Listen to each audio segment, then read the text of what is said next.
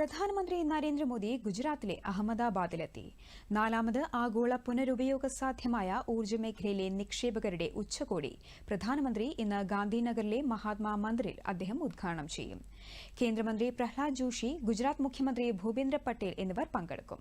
അഹമ്മദാബാദിനെ ഗാന്ധിനഗറുമായും gift സിറ്റിയുമായി ബന്ധിപ്പിക്കുന്ന അഹമ്മദാബാദ് മെട്രോയുടെ രണ്ടാം ഘട്ടം പ്രധാനമന്ത്രി ഇന്ന് ഫ്ളാഗ് ഓഫ് ചെയ്യും.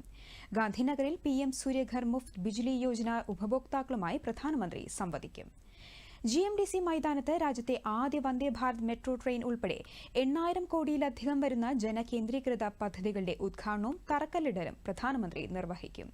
ഗാന്ധിനഗറിൽ നടക്കുന്ന നാലാമത് ആഗോള പുനരുപയോഗ ഊർജ്ജ നിക്ഷേപക സംഗമത്തിൽ 140 രാജ്യങ്ങളിൽ നിന്നുള്ള 25,000 പ്രതിനിധികളാണ് പങ്കെടുക്കുന്നത്.